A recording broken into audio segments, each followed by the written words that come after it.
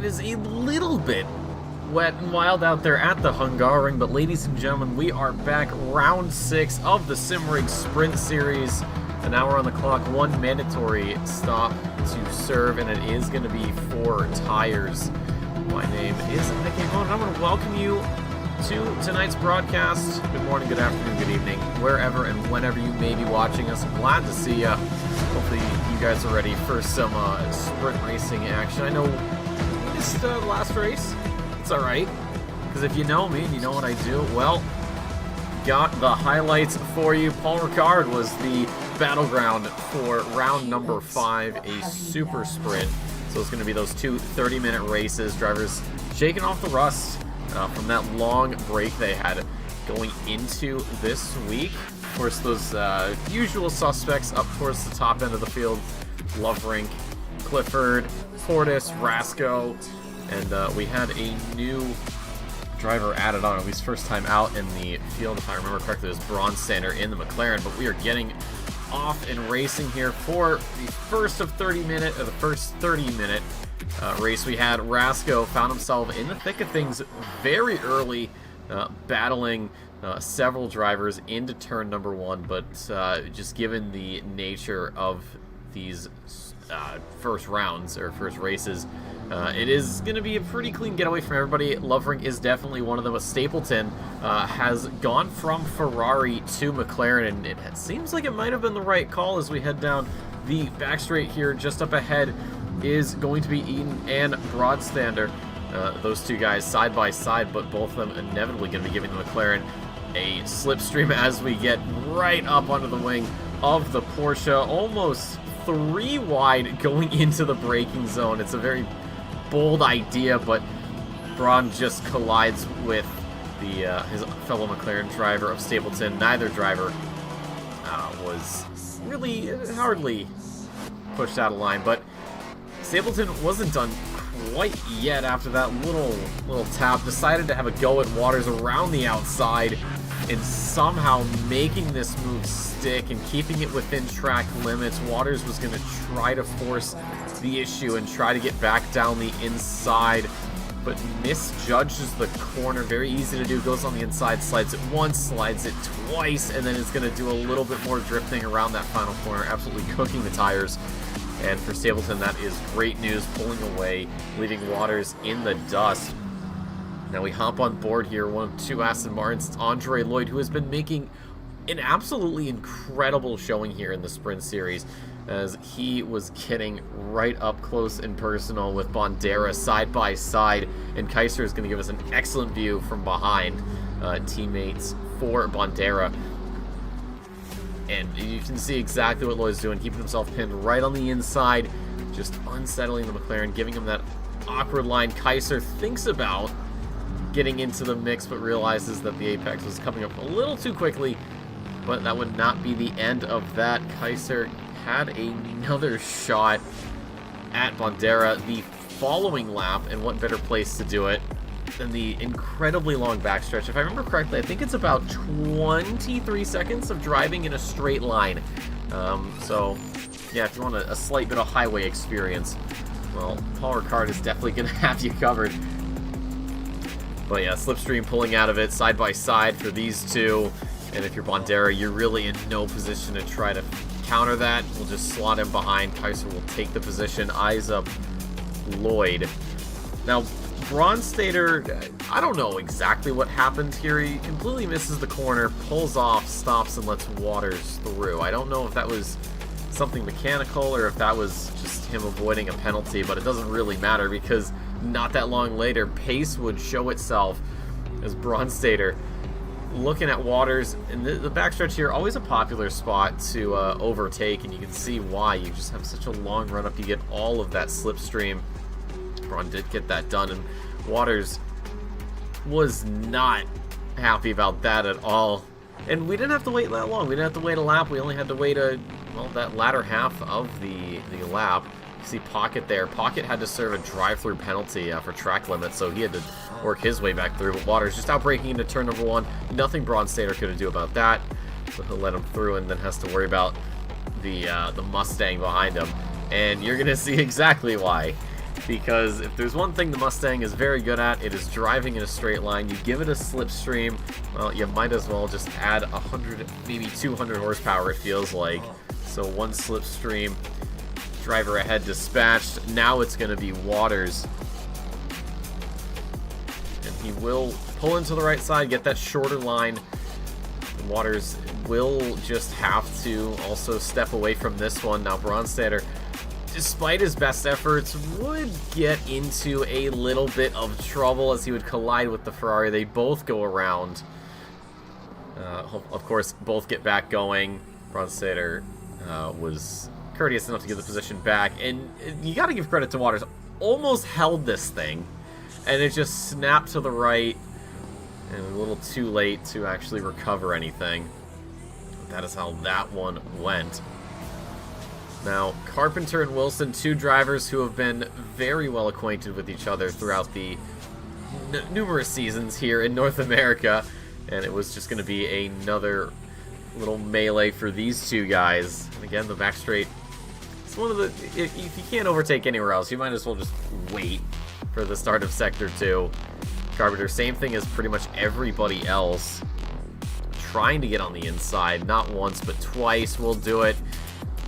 And Wilson finds himself staring at the back of the Aston Martin, but would try to keep as close as humanly possible for this race. But from one Aston Martin losing out to another Aston Martin, Lloyd having to deal with Kaiser now, who does find a bit of space on the inside.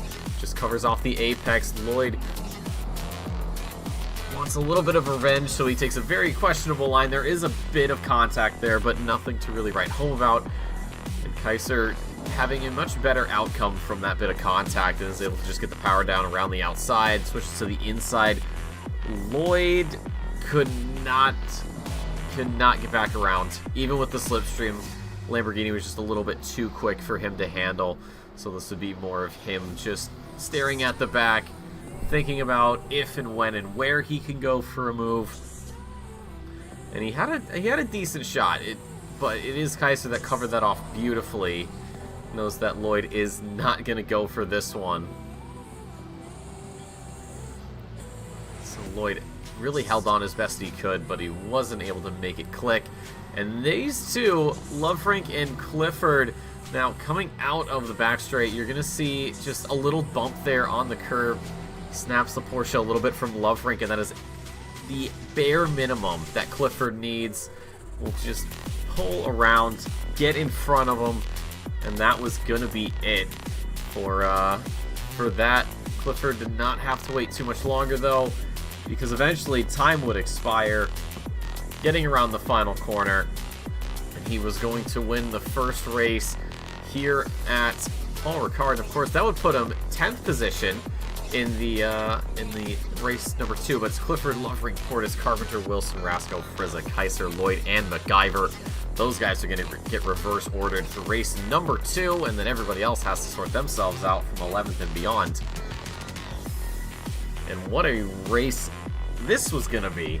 MacGyver sitting on pole position, and he would have a lot of work to do to hold off the field. Lloyd, sure, you could say you could deal with, but you've got some of those big hitters just behind, so we are off and racing here for the start, and things would not go well for one driver, and that was going to be none other than the man in the Porsche. It is Lovering side by side with Portis. A little touch is all it takes to spin him around, and collecting a couple other cars in the meantime. So Lovering from inside the top 10 to dead last in just a couple of corners. Now Lemaire goes on a bit of a rampage here, uses that slipstream around Portis, goes side by side with Bandera, almost bouncing a little too much over the curb, but that Ferrari pretty damn stable. He would have no problem getting around that, and he's not done yet, because just up ahead is going to be Stapleton and Bronstetter there in the orange and white McLaren. So gets around one Bandera as well. Now it's almost 3 wide for Lemaire, but it is Stapleton who is pushed awkwardly. Same with Waters there, just going off his line, not really getting it the best. But Lemaire picking up 5 drivers in rapid succession. Now this was going to be the first challenge for the lead. Kaiser getting pulled up in the slipstream at a very good time. MacGyver's going to recognize this, covers off the inside. He's going to compromise his exit, but should be enough speed carried over. You can see the pack forming behind him. Drivers who are looking to get around Kaiser, to get around MacGyver.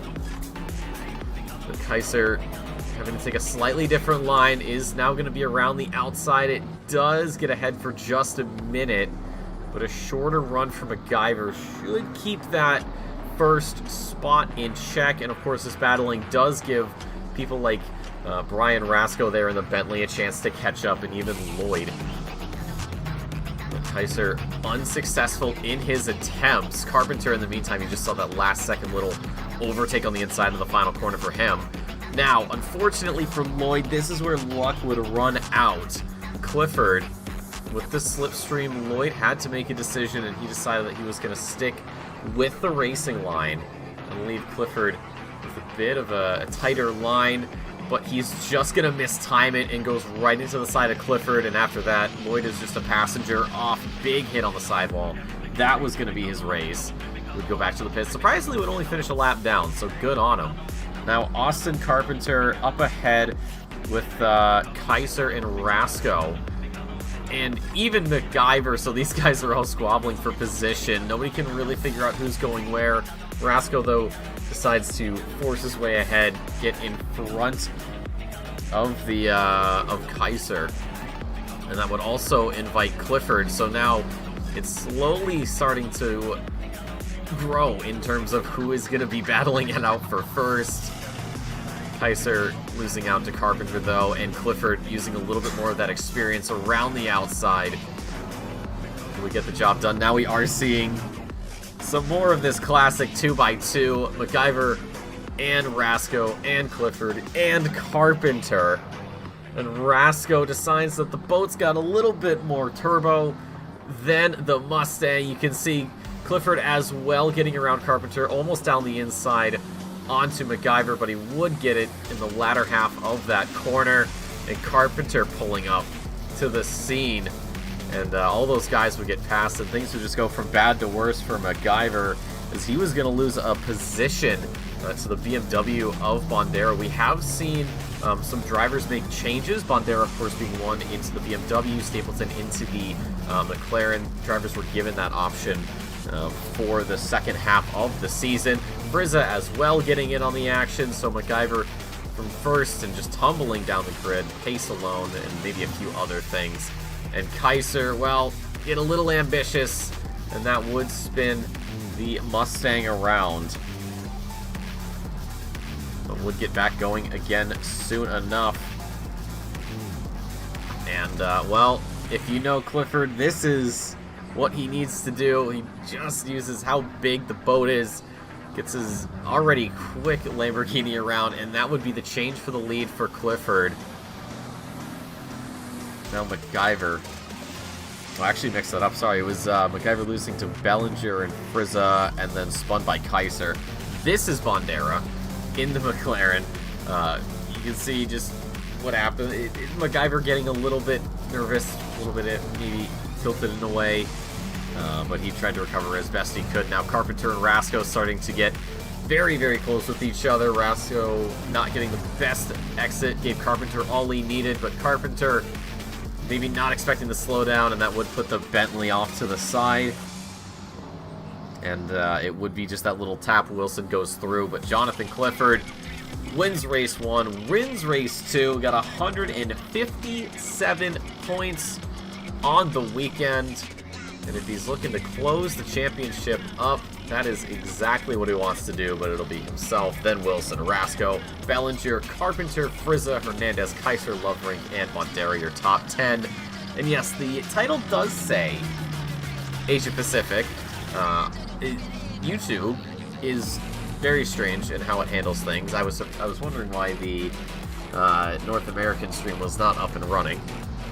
But a quick check shows it went somewhere else, but we are just about 6 minutes out of qualifying. Clifford leading the field, only 15 drivers here, but he's got about 3.5 over the competition. And this is great news because looking at your top 10 for the championship, Loverink leads at 594 points. Clifford's at 513. If he can win tonight's race, that will put him in the lead of the championship. And of course, bonus 5 points if he gets pole position, and then 3 for fastest lap. So 158 points would put him beyond Loverink and would swing things more in his favor. So yeah, 513 to 594, 81 points is the difference. Wilson's in third, 437.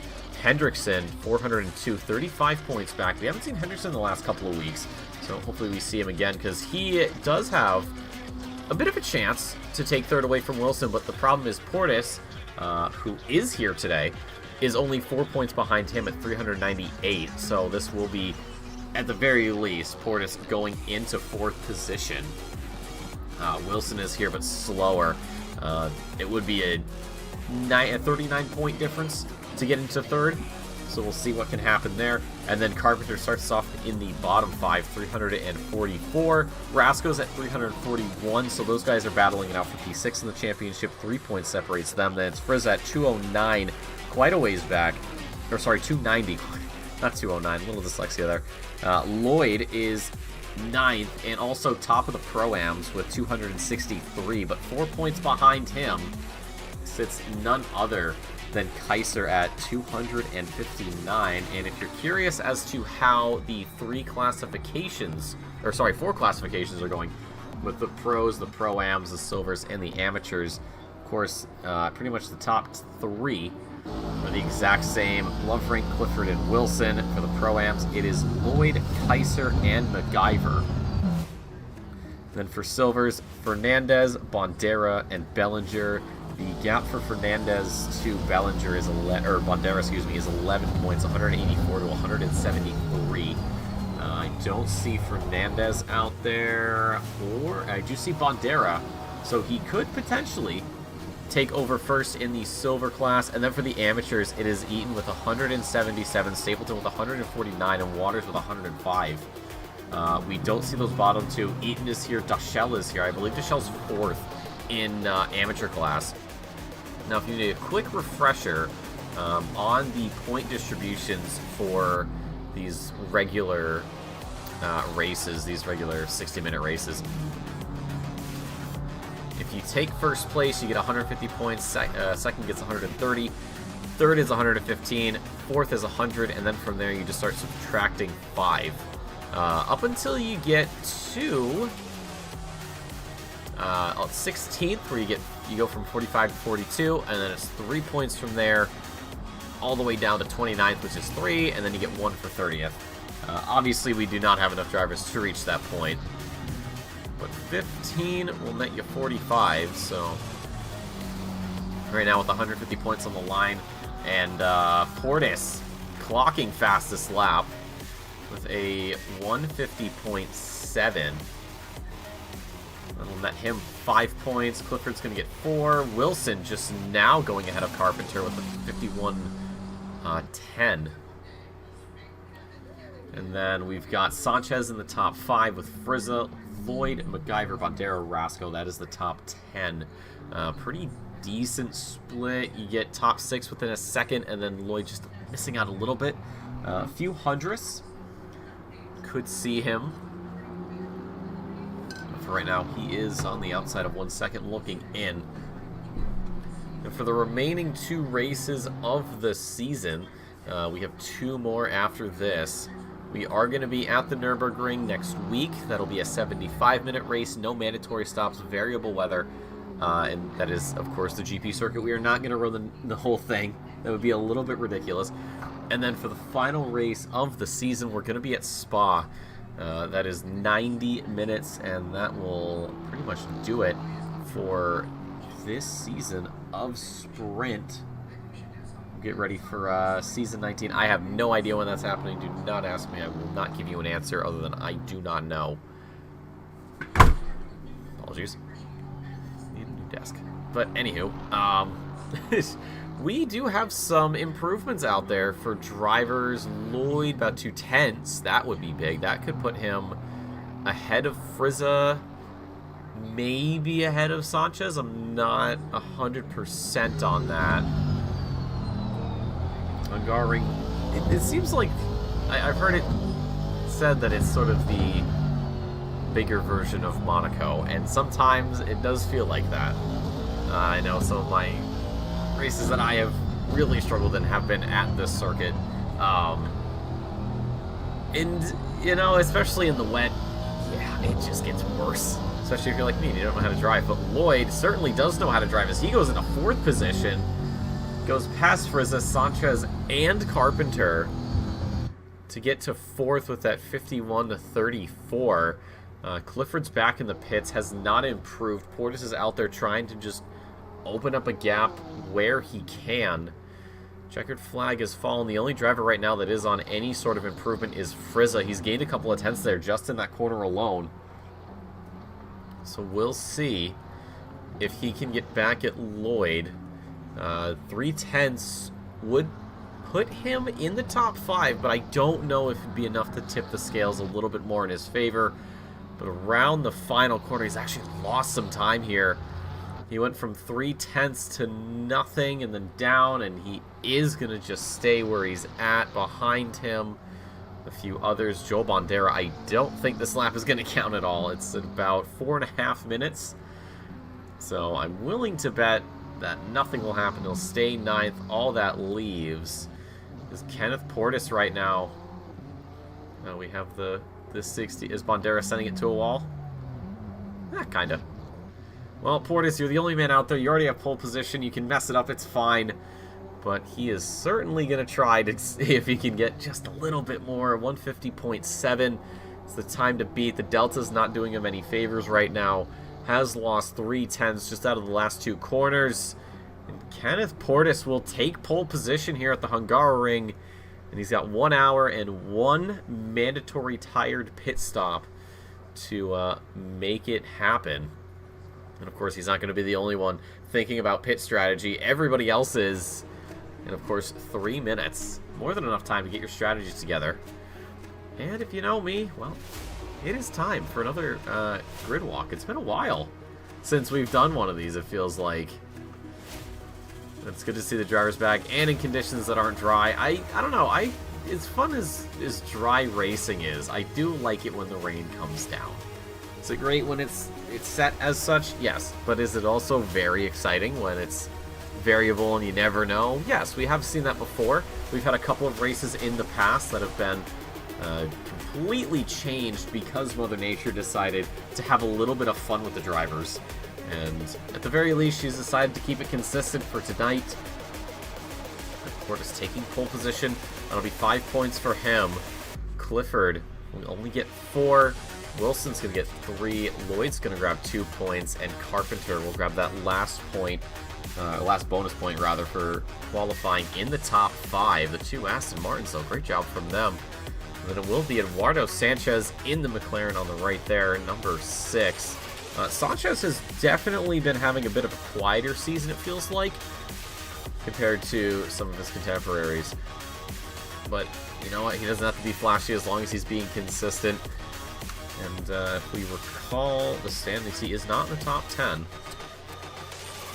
but could be top 10 in the pro class. I'll have to double check that. But it is going to be Frieza in the Ferrari, one of the most recognizable names in North America, and beside him, of course, in the Mustang, it's Alan MacGyver. He'll try to get back into the top 5. He won't have a reverse grid pole position to play with, but he'll certainly do the best he can. Then it's Joe Bandera in the McLaren. Beside him in the big old boat, ready for some wet weather action, Brian Rasco. It's always good to see the Bentley out there. I feel like we need to drive the Bentley more often. But beside him and behind him, Dylan Kaiser, teammates with Joe Bandera, the 48 Lamborghini, does have the Ferrari of Lucas Lemaire, maybe looking to crack open in Arizona before the end of the race. Xavier Eaton. I know it's the default livery that we have, but just different colors. I don't know if you try to do like a McDonald's theme. That's what I'm seeing with red and yellow. And then behind him is going to be Jaden Hernandez. Haven't seen a lot of the 888, but has gone for the Oregon State. Okay. I guess, why not? I guess, you know, also makes sense. Or, sorry, it's Oregon. I feel like if I say Oregon State, I'm going to get crucified. And then it will be Steven Deschel in the Mercedes 737. Maybe taking flight here. Getting up and up and up the grid, but the drivers starting to get ready to pull away, and that'll give us a chance to thank our sponsor for the Sprint Series, none other than Simrigs out of Melbourne, Australia. You're looking at a wide selection of sim racing equipment, wheels and bases and shifters and gloves, pretty much anything you can think of, they're probably going to have it. If you are out of Australia or New Zealand, can't forget about our lovely little Kiwis over there. You guys have absolutely no issues in terms of purchasing and shipping, but if you are like anybody else, especially here in North America, if you send them an email, they'd be more than happy to do some business with you because, well, you want to do some business, and you want some new stuff, don't you? And if you are supporting this organization on Patreon, you guys do get that 5% off discount code, so I would highly, highly recommend you use that. So thank you again to Simrigs for sponsoring another season of the Sprint Series. Folks, we are out here for the formation lap. The calm before the storm, but the storm is very much already here. Portis, he's not too unfamiliar with these pole sitter starts, especially when a certain Porsche driver is not around. Now, just very quickly. There we go. Beautiful. Nailed it. So good at my job. But, yes, we will see what happened. We did have Clifford, of course, back-to-back wins. I want to keep that streak going here at the Hungaroring. There have been some changes in terms of starting procedures for the drivers. They were announced during the break. They just wanted drivers to sort of tidy up the double file. You can see just how far back we're lining up. And then there was also, what was it? I think they had a few grievances with the, with sort of the starting procedure when you actually go green. Drivers have been made aware of that. I haven't seen anybody getting punished for it. And of course, there could be some post-race, you know, investigations going on.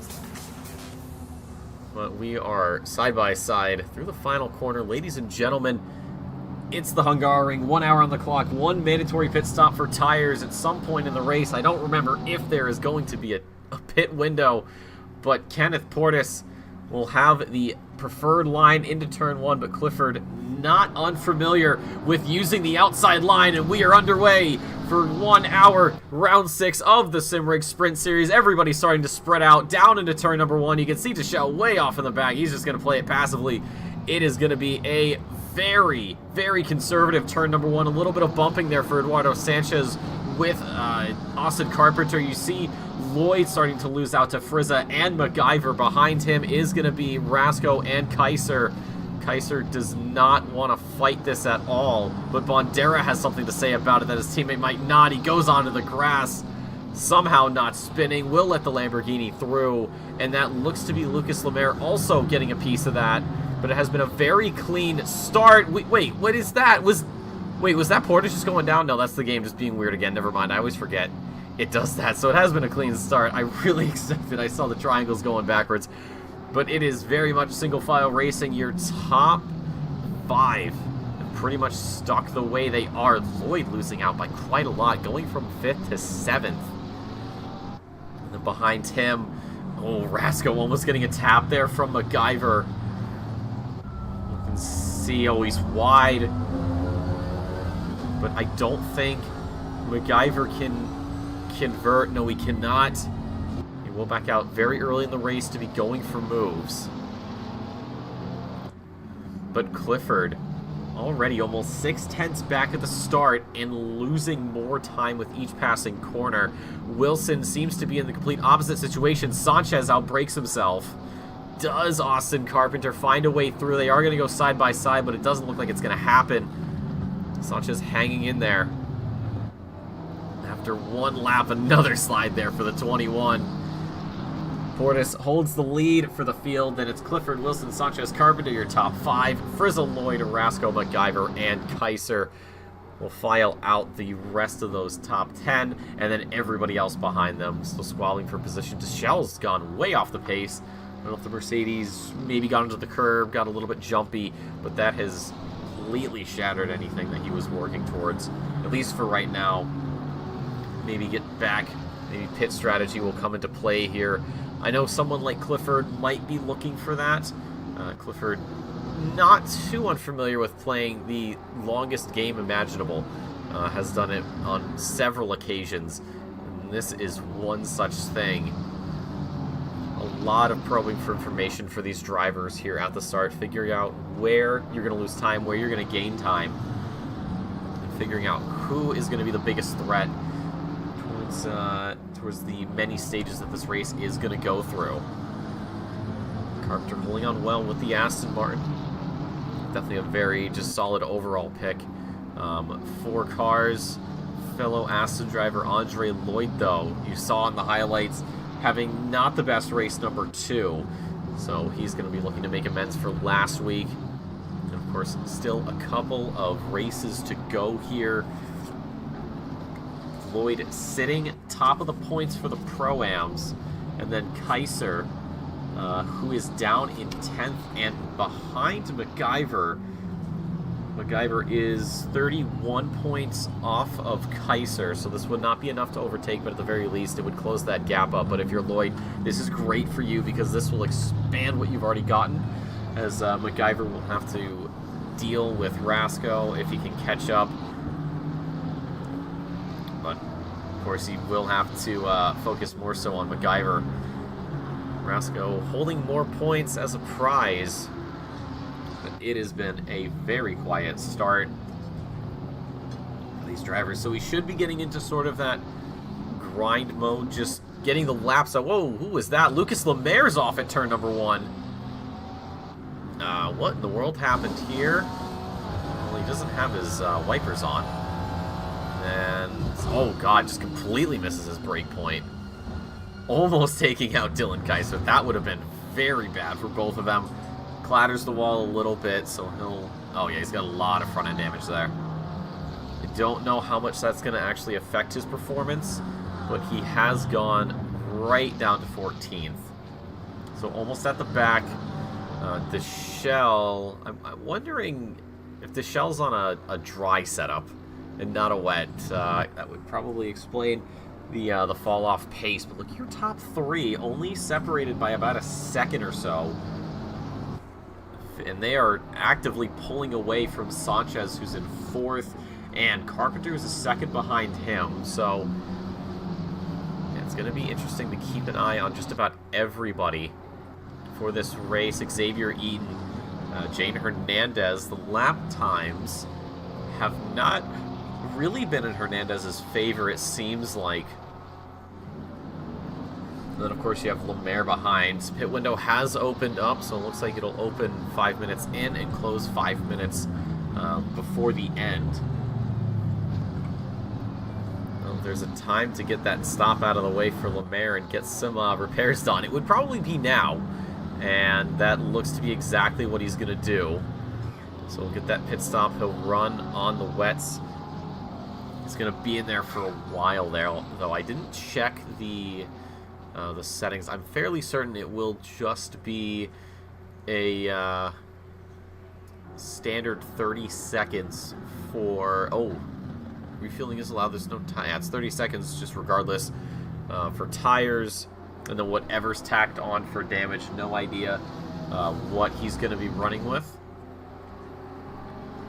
But he's gonna be in there for a bit. Oh, look at MacGyver. He's caught right up to Rasco. Okay, hold on. The Mustang may find a way around. It's not going to be at this corner. Shirley gets a little bit of a crisscross. A light tap on the back of the Bentley. But Rasco, a master of the wet, a master of the melee. MacGyver's starting to look a little racy here.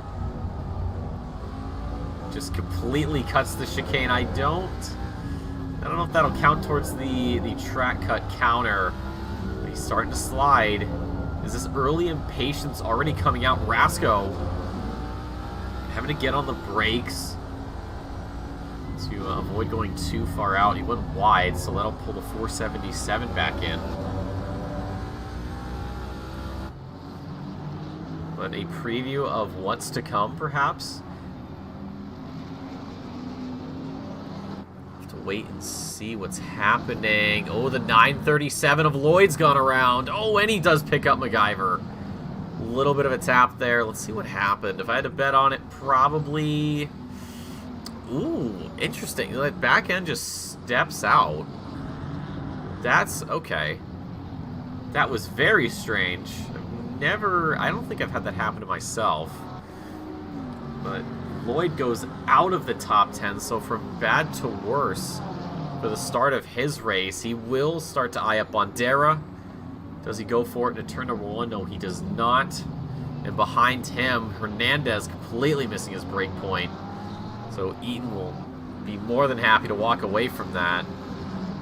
And all the time that MacGyver built up to Rasco has been usurped by, looks to be Dylan Kaiser.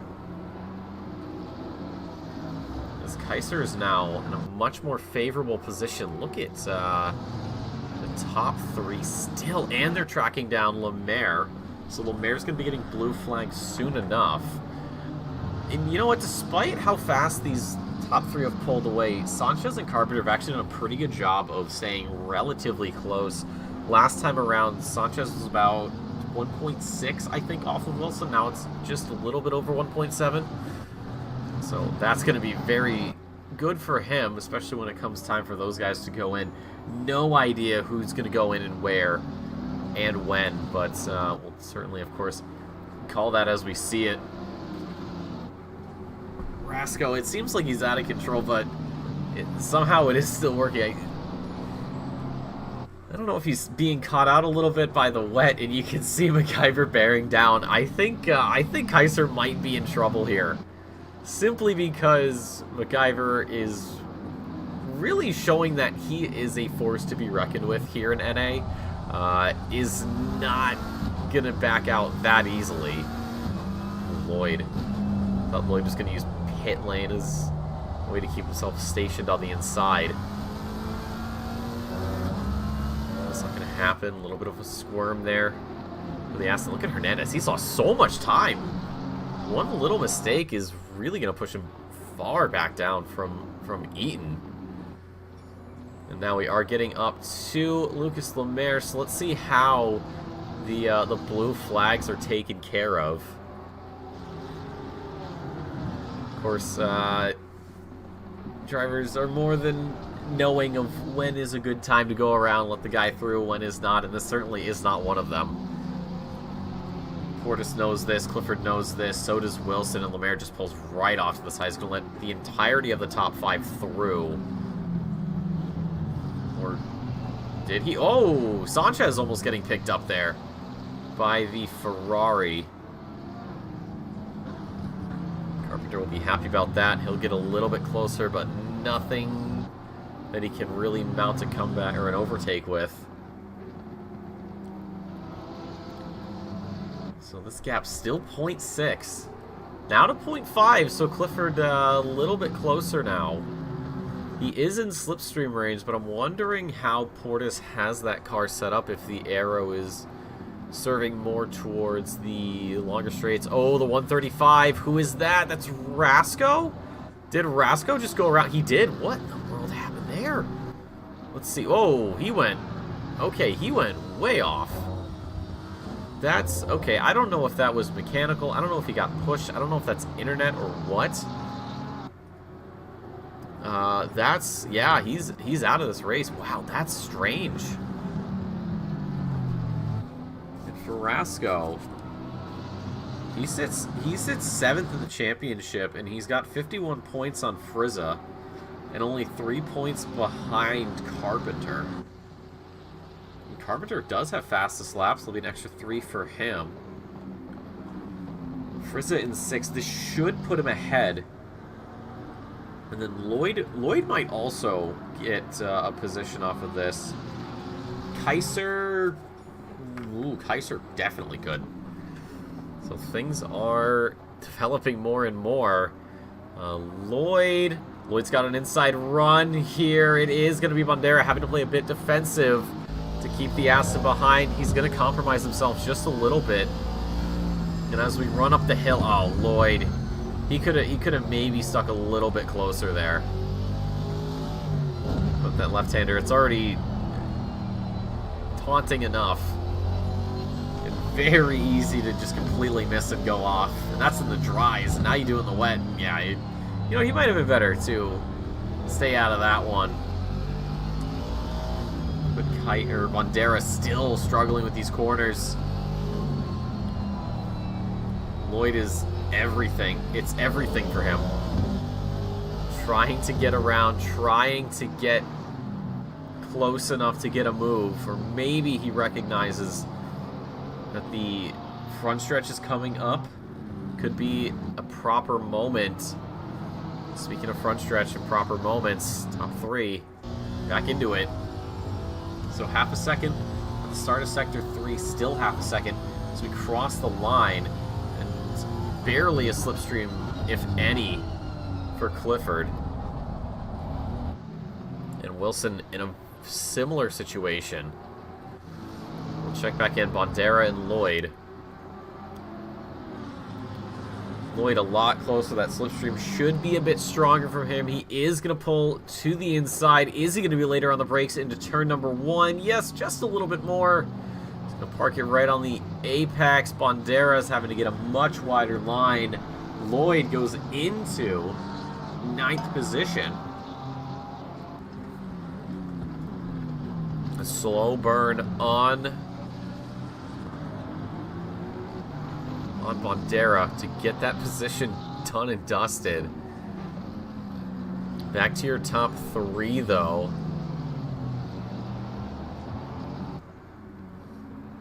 Clifford has, looks like, maybe gotten a bit of a wider gap on Wilson than Clifford had, or Portis has to him.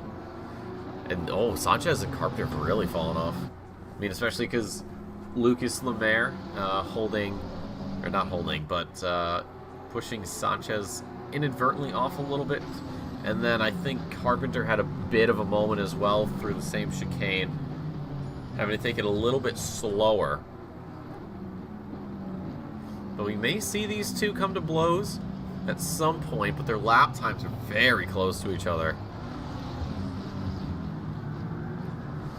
This might be a lot of what Clifford's going to be seeing tonight, just getting to the front straight, getting into the slipstream, and still not being able to overtake. Portis must have his aero package probably favoring a bit more of the front straight, because he's getting quite a lot of speed. And even with Clifford being as close, I know the slipstream effect isn't as strong as you might expect sometimes, but the fact that even though he's close enough to where I would expect him to be pulling alongside, he isn't.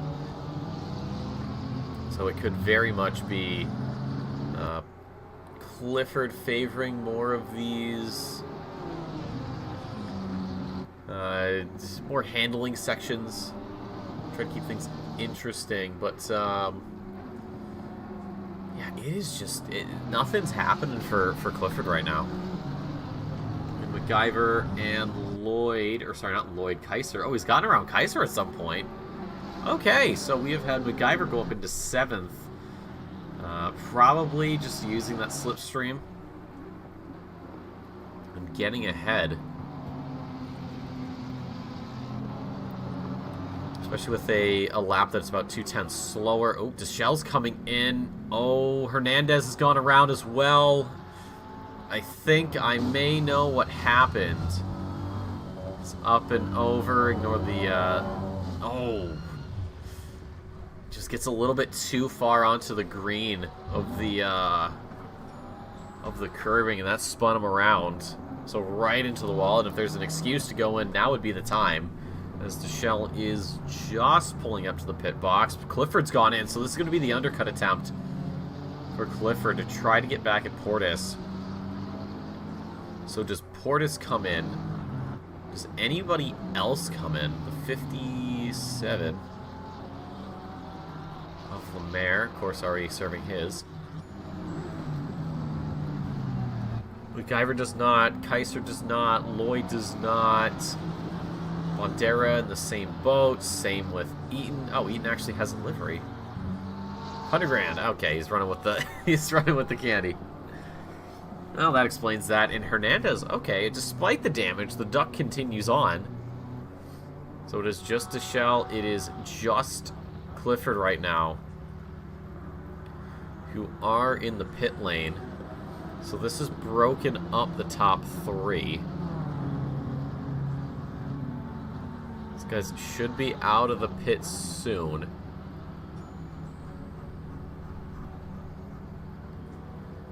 But for right now, yeah, it's gonna quiet down a little bit. Clifford's cleared his stomp, so is Deschelle. I'm surprised the Mercedes is still sitting there. So we'll join Clifford. He's gonna be down in 12th.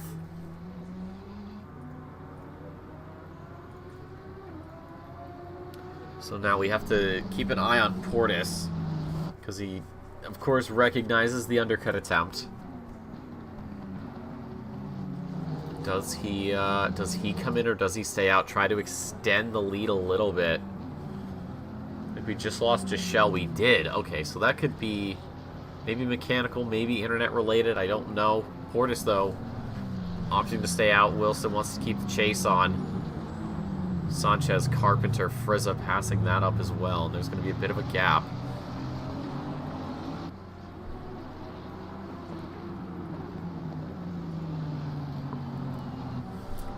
MacGyver and Kaiser and Lloyd. None of them. Bandera doesn't. Eaton will not, of course. I'm really expecting Hernandez to come in. I don't know how much of the performance is being affected right now. I can assume it's probably a decent bit. That kind of front-end damage. And yeah, there it is. So he will come in. Get the car fixed up. Get the tires on as well. And just get to the end of this race. Sort of the same thing we saw with Lemaire. As the 888 just goes a little bit wide. That slowed down right at the line. And it's going to be a long stop for him before he can get back into the action. Speaking of action, Lloyd on Kaiser. MacGyver just ahead, bouncing off the curb there for the Aston Martin. Okay, Lloyd's feeling a bit more brave now. The distance is a bit greater.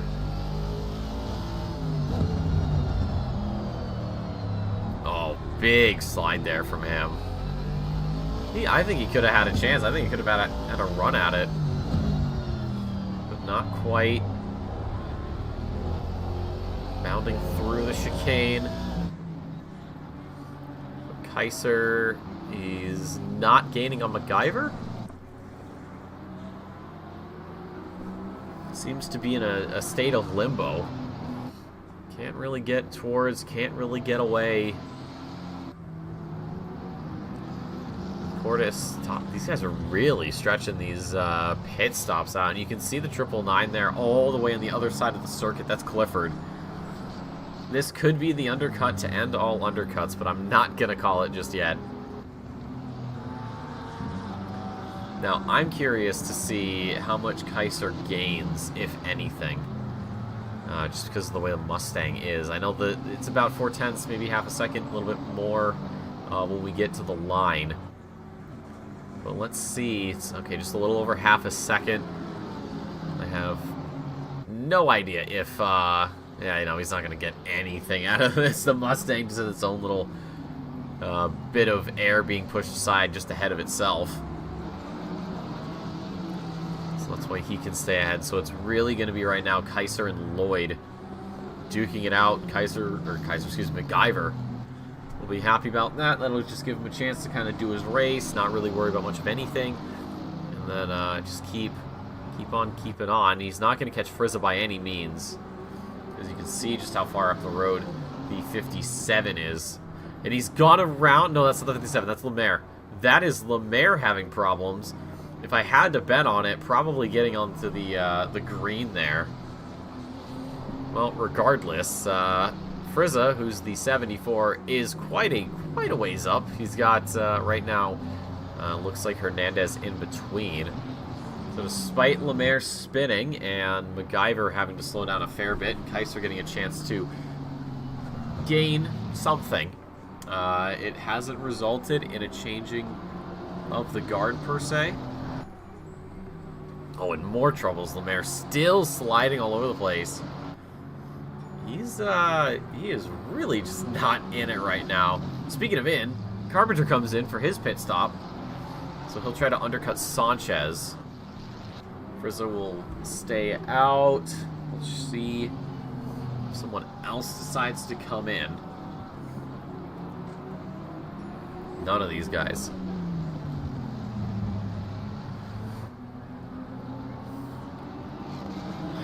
I really feel like Lloyd might. I don't know if he's got a chance. No, he's a long way back. 4/10 on Kaiser. Kaiser's lost 400ths over the course of that last lap to MacGyver. Lloyd maybe slightly later on the brakes. Awkward line from him out of turn 1. So pit stops still remain as Clifford, Hernandez, and Lemaire. Of course, Carpenter is in for his mandatory stop.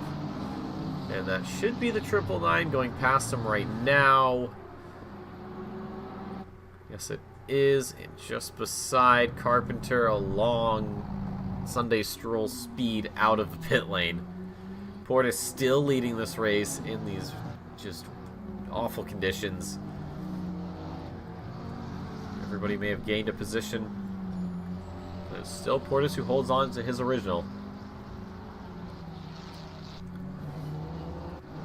Racing continues. Austin Carpenter, so he's out. We'll be seeing Portis. The thing with this race is we should be seeing, I would say for the most part, drivers going 30 and 30. Of course, someone like Lemaire having to come in early. Clifford opting for a very large undercut. Carpenter as well, and Hernandez coming in for the same reason Lemaire came in, which was damages. But we should, around the 30-minute mark, plus or minus, I'd say 2 or 3 minutes, we'll be having every pit stop cleared out. Just 9 to go here. We started with 15. We're now down to 13. So only a couple gone. Deschelle and Rasco. I want to see if they put something in chat. The guys will usually do that. Haven't seen anything. Just Ben saying he won't make it. Which, you know what? Gotta give him credit. He's right. This man can predict the future. Bandera. Oh, that's a very weird line from him. Does Xavier Eaton have a chance?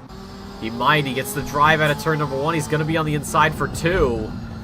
And I think so. As Bandera tries desperately to hold on to 8th place. But Xavier Eaton making moves. And the amateur class driver finds himself in 8th overall in this race. The only remaining amateur class driver here on the field, unfortunately. And he will, with the finish here, will extend the lead over Stapleton. Gap is 28 points right now. And if he were to finish right here in 8th position, it would be 80 points. Which would be a huge, huge payout from him. But anything. He'll at least carry on the provisional victory of the amateur class. Now Dylan Kaiser is in a similar situation as teammate Bandera, as Lloyd's starting to really spot those weaknesses. 33.5 minutes next time around. Hopefully start seeing those pit stops come through. Lloyd is going to get alongside, or not alongside, just pull off of the slipstream See how much pace he had going into turn 1. Didn't have any. Kaiser switches back inadvertently. He's going to go defensive, then go back onto the racing line.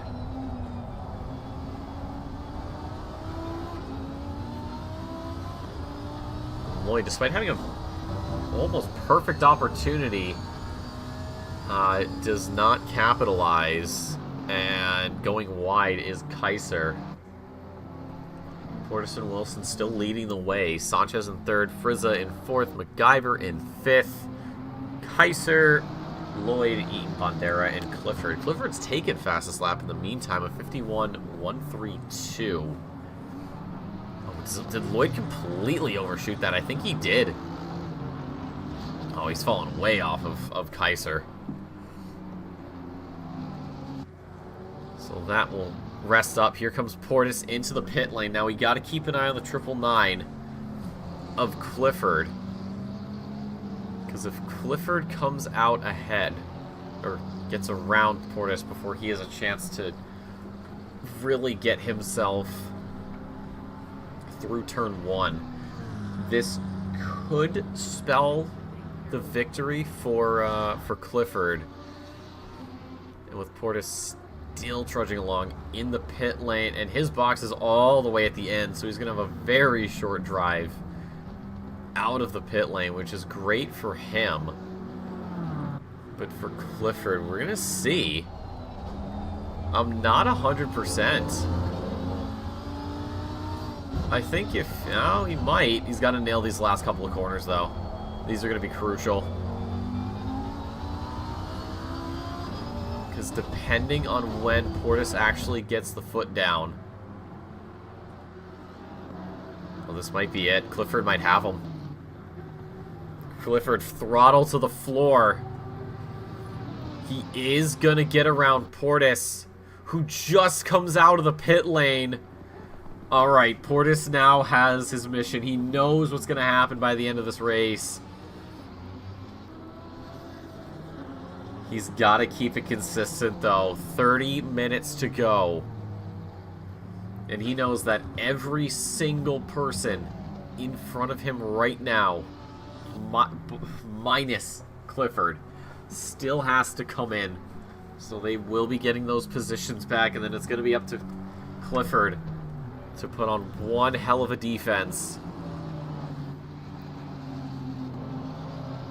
if he wants to win this race. Wilson's coming into the pit lane. Sanchez as well. Frizza could come in here, but he won't. Oh, ooh, he's thinking about it. There he is. Frizza comes in too. Oh, Sanchez, what? Excuse me, hold on. Did he just go into the wall? What the heck happened here? So he's loose there out of that. Does he just go a little too fast? Oh, he does. Oh, he gets a little bit too... Oh, big hit there for the McLaren. Well, he was looking at a 30-second pit stop. Now he's probably looking at a minute or two. Just because of that. Frizza's in. MacGyver is in. Ooh, Kaiser tried to overtake in the pit lane, a la Sebastian Vettel in China. Lloyd is in. Eaton is in. And so is Bandera. What did I say? We're going to get to the 30-minute mark. And every single person's in the pit lane except for your bottom 5. Wilson has his stop cleared. Where, oh, where is Clifford? He's right there. He will get the overtake. And I think Portis does as well. The blend line coming to an end. Wilson... He's going to just brake later. He makes contact with the Honda. Doesn't go around. He flashes the headlights out of frustration. Says, what are you doing? You just pushed me off my line. You just went right into me. We'll see how the stewards feel about that one after the race. But for right now, Clifford leads the field. As, yeah, everybody gets... sorted out. Sanchez, though, man, he really lost big time on that. Just went in with too much speed, too late on the brakes, right into the wall. And perfect timing to come out of the pit lane, but he is going to be down, and it looks to be 11th. Oh, is he about to park it? He might. Sanchez might park it right here. Would not be what you want to see. Not now. He's back into the garage, or back to the pit box, and this might be Sanchez's race. After a mistake like that, any shot he had at a top 5 is gone. And yet he remains. So we'll put a pin on that. Maybe waiting for me to get away so he can have some peace. Portis having to play catch up by quite a lot here.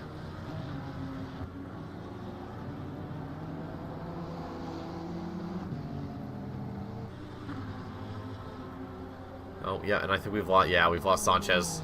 Sanchez is gonna park up the McLaren for the night. Looks towards Nürburgring next week. The 7th of 8 rounds.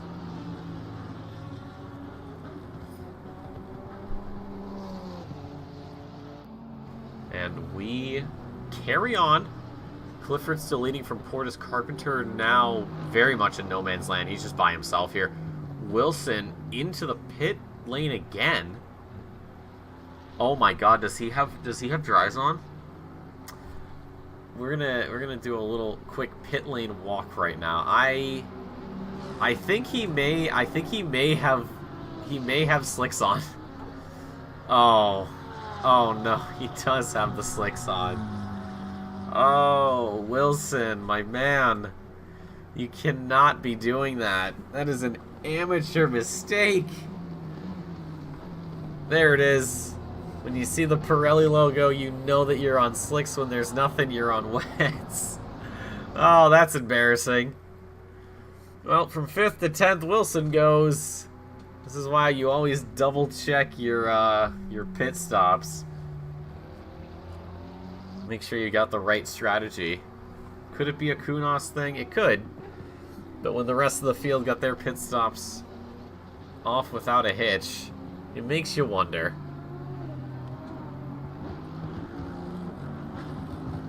But Wilson, that's okay. I'm sure he'll find a way. We still have the drop round. Oh, the 91. Wilson's off again! What is happening? Wilson almost spins it once. Across the inside. Oh, okay. He did not. I thought he spun for a minute. He's back in the pit lane. Not a race he wants to have. The 888 of Hernandez. He was yellow there for a minute. And more front end damage. The BMW just cannot stop getting beaten. That is gonna hurt. I'm wondering what's happening with Wilson, but Hernandez, unless the performance is really affected a lot, I don't think he's gonna come in. It seems to be fine. It may only be what boils down to cosmetic damage.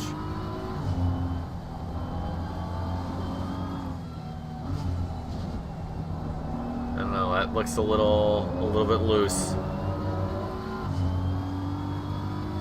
Acceleration sounds fine. Handling, maybe a little bit off.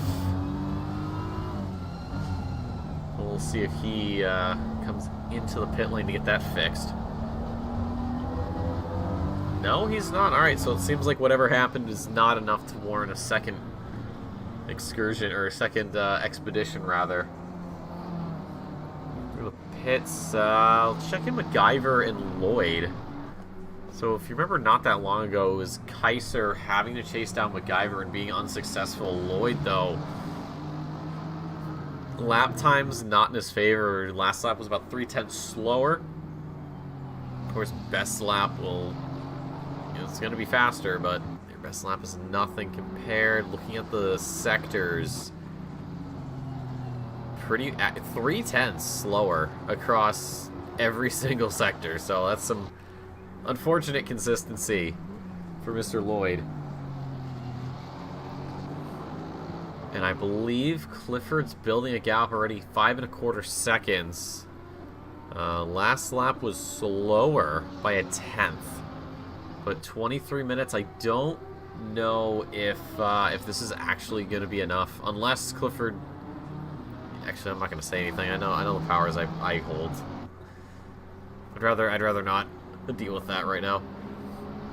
But what's going to be really good if Clifford wins is he will take over the lead for the championship and, of course, the pro class.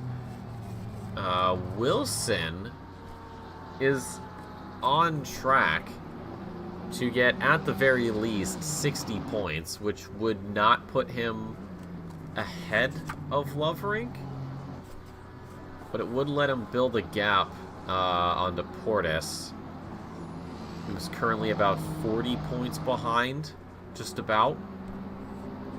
But with Portis in second, he would get 130 points, so that would put Portis into the top 3, which is not uncommon for him. Lloyd being out there ahead of Kaiser by a position, though. It's 5 points, so that would go from 51 to 56. I can do math barely. And then looking at the silvers, Fernandez, Bondera, Bellinger. Bondera's here. 11 points back. 9th would get him 75. That would put him a big ways up the field on Fernandez.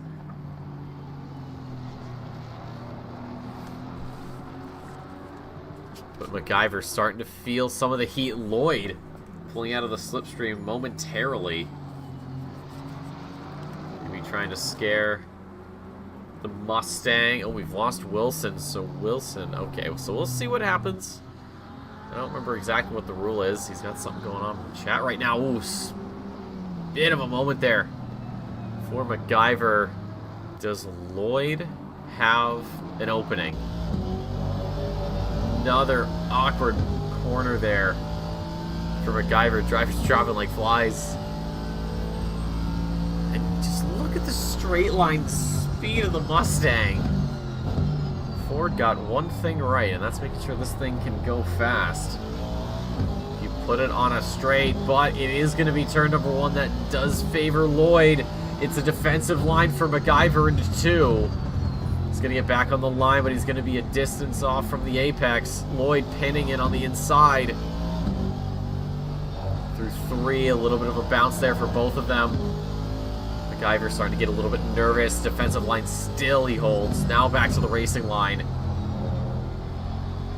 Both of these drivers get it done up the hill. And the long right-hander, very easy to spin out if you get too much on the inside. And I think Lloyd kissed the curb a little too early.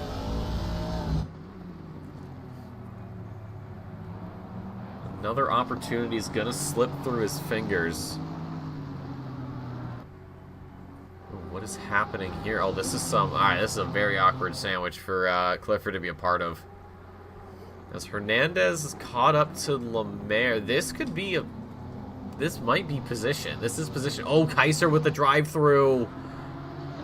Oh, he's going to go right to the back off of this. That is not the time. And we just lost somebody. Who did we just lose? Oh, we lost Lloyd. Oh, did Lloyd disconnect? Lloyd disconnected. So we're down to 10. It just gets... Oh, God. It just gets worse. Every passing lap, someone else backs out. And Kaiser not going to... Oh, he's going to serve it. Yeah, he's got 3 laps to serve, but... Might as well just get it out of the way. Oh, there's Lloyd. He's back. He's reappeared in the pit lane. So on track for 6th. Now is going to go to the back. Everything is just going wrong for everybody. Wilson. Yep, my fears have been realized. Wilson had the wrong strategy. He had dry set instead of wets. And that is why he's out. There's Kaiser getting through. Good job getting that drive-through served. He'll come out. He'll only lose 2 positions. He'll go down to 8th. And Lloyd's going to be held for a little while, though, because of the rejoin to the server. So it looks like we have some flies that have dried off a little, just enough to get back in there. Xavier Eaton, with everything that's going on, 6th place for an amateur class driver. I know it's, you know, from 15 to 11, but still, that's a good result for him. That's a great result. His sort of results, good or placements rather, in sprint races, of course, not to diss the guy. Compared to other drivers, he's actually been fairly consistent. He managed to pick up 60 points in the 3rd round of the championship, which is, of course, going to be mighty impressive. But here with 6th overall, it might be 7th. That'd be 85. That's in the amateur class championship. Those points go a lot farther than they would in the other classifications. I know we don't have the full field here. We're probably missing about half, maybe a little bit more. But towards the top end, you have these big point gains, and those can really swing the championship in your favor. But in the amateur class, it's amplified even more. You get one good result, and that can pretty much be all you need to secure it. But here, 5.5 seconds separates Clifford and Portis. It looks like it might have gone up 6 seconds, so Clifford's pulled out half a second in over the course of the lap. Oh, getting a little bit greedy there. The Porsche, not the car you really want to be disrespecting like that, especially bounding over the curves. Very easy to spin out. But same with the McLaren though. Bandera wants this. Does he have the speed for it? Just 16 minutes to go here. Everybody served their stop, so barring a visit to our good old friend Barry R, I don't think we'll be seeing much of anything happening. Lemaire getting out of the way. Hernandez. Has Hernandez gotten the car fixed? No. Nope, still running out there. Oh, it's not affecting much of anything. And Lloyd's back out. So Lloyd out in 11th. Reminder, leading the Pro-Ams by 4 points. However, Kaiser is in 8th. And Lloyd is down in 11th. And if we do a little bit of... That's 65 points for Lloyd. And for Kaiser, that is 80, which is a little bit more than 4. So Kaiser should, unless something happens, take the lead in the Pro-Ams. And then MacGyver, who's in 5th. It's going to be 95 points. We might see Lloyd go from 1st in Pro-Am to 3rd in one race because of that disconnect. You hate to see it, but sometimes that is going to happen.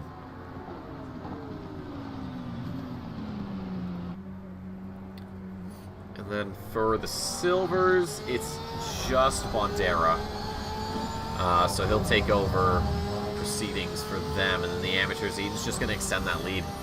That's really all he's going to do. He's just going to extend it. I'm realizing that the back of Eaton's car has the nutrition label. That's okay. Good job, bud. And then for pros, Clifford winning this race, 150 points.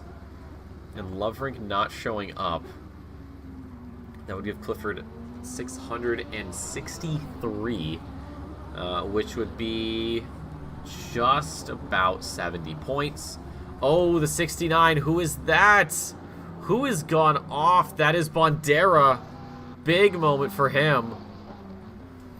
This is going through the chicane. Has she claimed her first victim? Just goes a bit wide. Oh, yeah, a little bit of an alley-oop to the grass there. And Bandera goes around. I don't think anybody is there, no. So Eaton has been given a gift from above. Mother Nature deciding that she's feeling a bit generous today. But Wilson, 437 points, is out. We saw that. I don't think he'll be getting any points there. If he does, it's really not going to be enough to overtake Lovering, because if he was given 60 points for finishing quote-unquote 12th, that would put him just about 100 points back. So with this win and fastest lap of 3 points plus 4 for finishing, or for getting second in qualifying, 157 points for Clifford, which was the exact same amount of points he got at Paul Ricard. So back-to-back with the same results, or the same points. I mean, that's effectively 3 wins in a row, which is great news if you're cheering for him.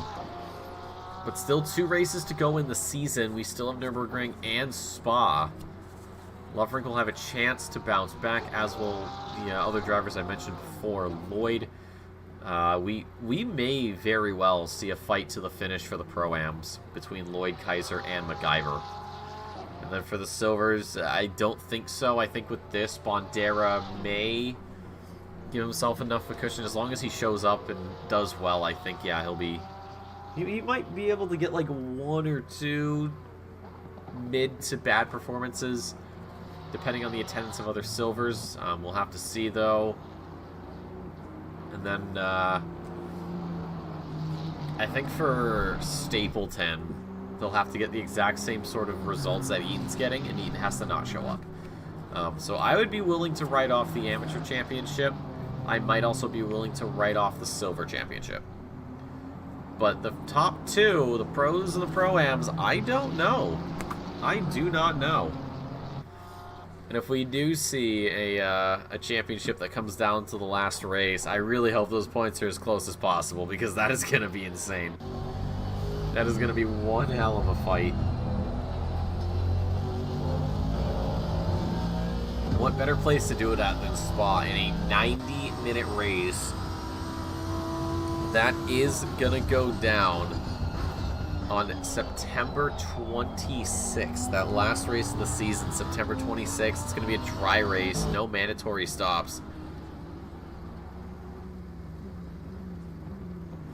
And of course, next week, the 19th, we'll see us at the Nürburgring. And then, as I said at the beginning of the broadcast, there's, obviously there's going to be a break in the sprint action, and then we'll come back for another season. No idea how many rounds it's going to be. I have no idea what circuits we're going to be at. I don't know what the race lengths are going to be. Same with the pit stop mandation and the conditions. I just know that it's going to happen. And we'll see. A very quiet race here. The final 10 minutes. Just 11 drivers left standing at the moment. Carpenter lining up a solid podium finish. And Clifford continuing to build his lead over Portis. 6.7 seconds stands between them. And I think Carpenter was 11, almost 12 seconds right now. You wonder if Lovering was here, how much different would this landscape look?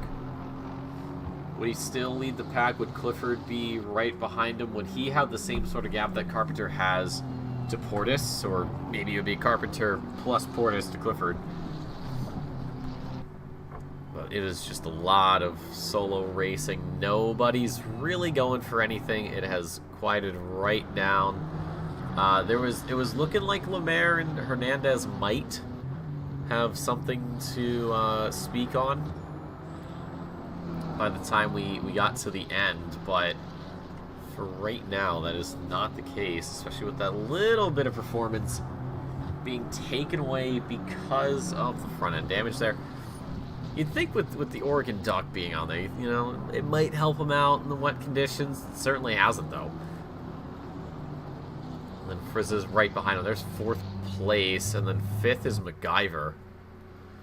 MacGyver was under all sorts of pressure for so long, and he really got a lucky draw there. Eaton in 6th for an amateur class. One of 2 that showed up tonight. Small grid. And it's still good. I mean, I would, if I were him, I would still hold that. I would like, I know I was the only one and nobody else really showed up, but hey, I got a 6th. What did you get? Banderas 7th and Kaiser, Lemaire, Hernandez, Lloyd. Lloyd, I really think Lloyd could have given Kaiser a run for his money. Because just before that disconnect, I mean, Lloyd was right there. Nothing could have been done to stop him, except, of course, the peskiest thing that we have to deal with on a daily basis. But yes, it's going to be a very quiet ending to the race. Drivers just going around, making sure they keep everything pointed in the right direction, make sure the walls remain untouched. Of course, it's a clear shot from Portis to Clifford, but 6.9, almost 7 seconds, definitely 7 seconds by the time we get around to start the next lap, 28. But Clifford, it was a very stalemate-y start for himself, Portis, and Wilson. Nobody was gaining, nobody was losing, and then Clifford being one of the first few drivers to come in the biggest undercut imaginable, and it's worked out beautifully. Because it's 6.4. Ooh, hold on. Portis gained half a second there? Oh boy. I mean, if he keeps this up, it'll be not enough. So unless Clifford has a very massive error, which, again, highly doubt, then, yeah, it's gonna be over. Clifford is not somebody who makes mistakes. And when he does, it is rare. You have a better chance of betting it all on green. On a roulette wheel that happens to be 100,000 spaces instead of just whatever it is, 100? I don't know. I don't gamble. But yeah, Clifford, incredibly consistent, incredibly quick. Just, he's... If I had to compare him to somebody, he would basically just be the apprentice of Loverink. When you look at the history these guys have in North American Sprint, you look at their results from season to season. You know, the thing is, Loverink jumps around from cars. He's been in the Lambo, he's been in the Porsche, he's been in the Audi in recent memory. But Clifford has kept it consistent, has stayed with the same exact car for several seasons. And that goes to show you that it is, you know, is it the driver, is it the car? They both make very compelling arguments for their case. They have people like Lucas Lemaire, who's in the Ferrari. It seems a very popular pick in the world of ACC. And then, of course, the Aston Martin with Lloyd.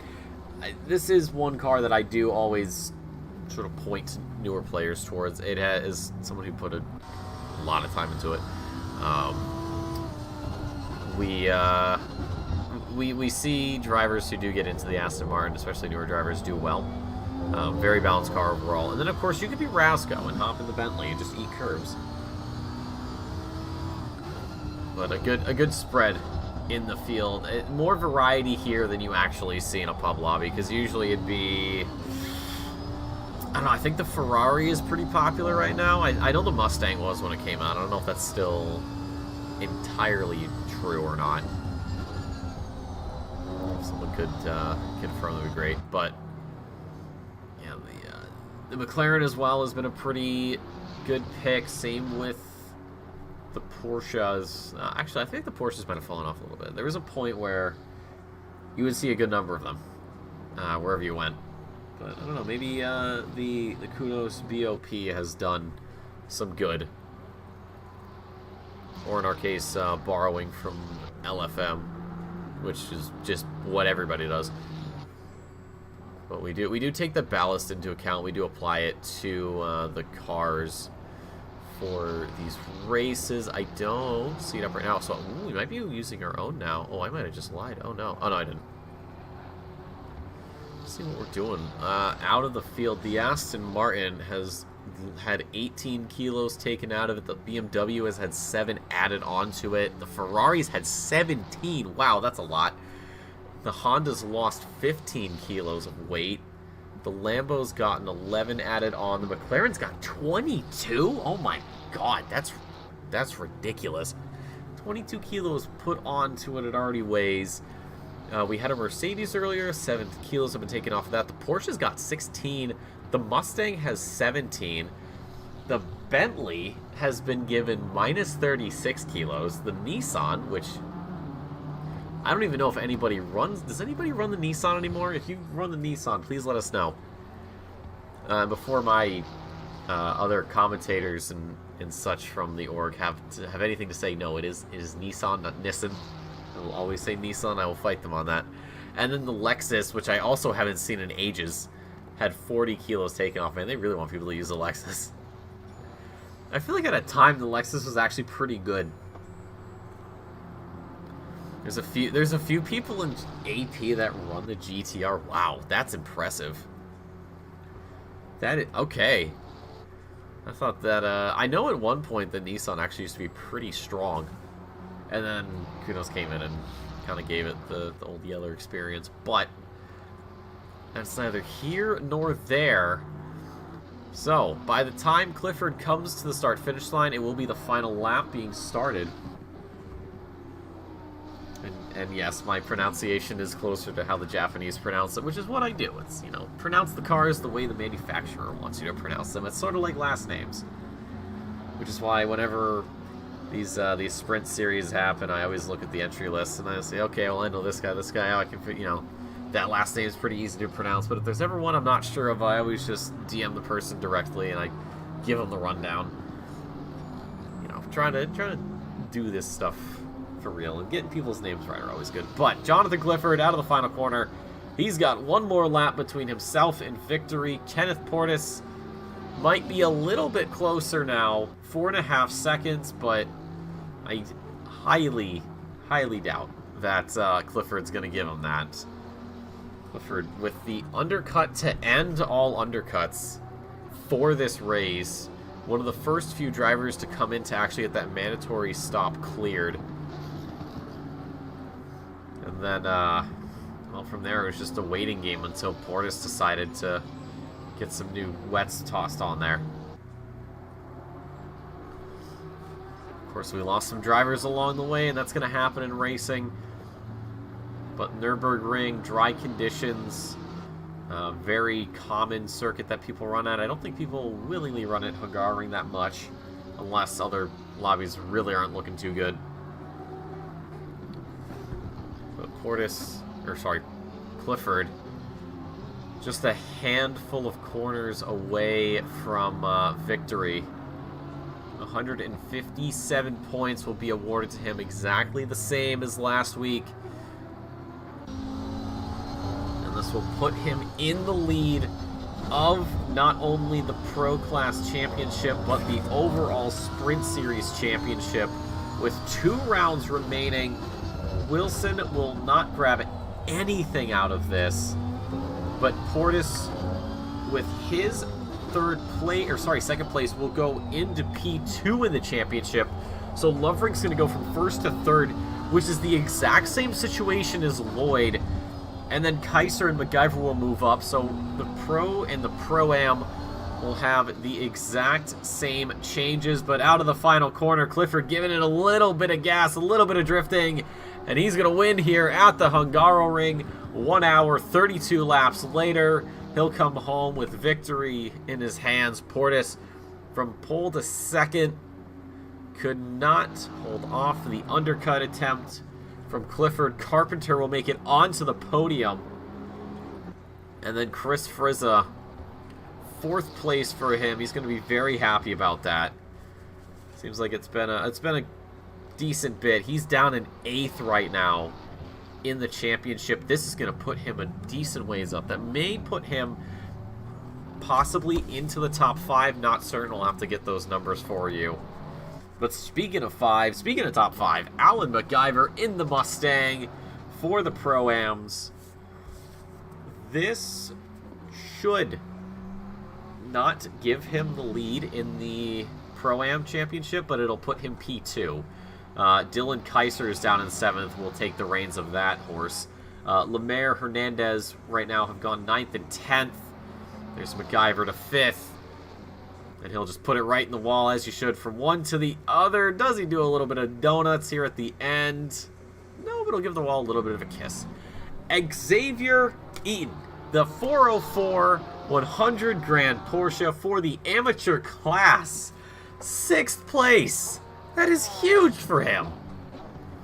That could very well be the championship. He could absolutely win the championship off of that, but we gotta wait till the end of the season. There's Dylan Kaiser, Pro-Am leader. Behind him is Bandera. Is Bandera gonna send it to the wall? Oh my god, please. No, don't put him in the pits. Don't, please. Oh, he's slowing down weak. And then Lemaire Hernandez and all the others behind him. But folks, that is gonna do it for us here tonight. We'll take one last look at the final results, and then we'll get out of here. So Clifford with fastest lap, with the victory, and of course second place, 157 points. He will go to the head of the table in the championship. Portis is second, then it's Carpenter, Frizza, MacGyver, your top 5. And then for the Pro-Ams, MacGyver, Kaiser. Now with the lead for Pro-Ams, then Lemaire, Hernandez, Lloyd. We'll go from 1st in Pro-Am to 3rd. MacGyver moving up to 2nd. Then the amateurs, it was just Eaton that got to the line. We lost to Shell very early on. But Eaton will extend what he already has. So for Stapleton, it's going to be a pretty big mountain to overcome if the Porsche keeps showing up. And then for the Silvers, it's just Bandera. Bandera, though, 11 points behind Fernandez, but with his finish overall, which is going to be 8th, we will see him at the higher part, the very top of silver. So all the classes have had a lead change except for the amateurs. So I really don't know how this is going to go. But I know it's going to be good. But before we get out of here, I'll shout out to Simrigs. I'm going to have to do it. You know I'm going to have to do it. Come on. They're our sponsor. You got to do your ad reads. But yeah, Simrigs sponsoring another season of the Sprint Series. Thank you to those guys down in Melbourne, Australia, for all they do, not just for the org, but also just for the sim racing scene as a whole. Great bunch of lads. Of course, Australia, New Zealand, you guys don't have to worry about anything. It's about as easy as buying something from Amazon, but like the rest of us, we happen to live outside those borders. Send them an email, tell them what's up, let them know what the deal's going to be, and see if you can strike one for yourself. And if you're supporting us via Patreon, 5% off, coupon code waiting for you. Sim racing, not the cheapest hobby. So let us help you alleviate the burden a little bit. But again, thank you to Simrigs for sponsoring Season 18. Folks, 2 more rounds this season before we crown our winners overall. We have Nürburgring next week. After that, we have, of course, my personal all-time favorite map, Spa. What it looks like going in, I don't know. But other than that, we'll have to wait and see. But of course, thank you guys so much for watching. Hope you enjoyed your stay. And as always, stay safe, stay beautiful. And we'll see you next time.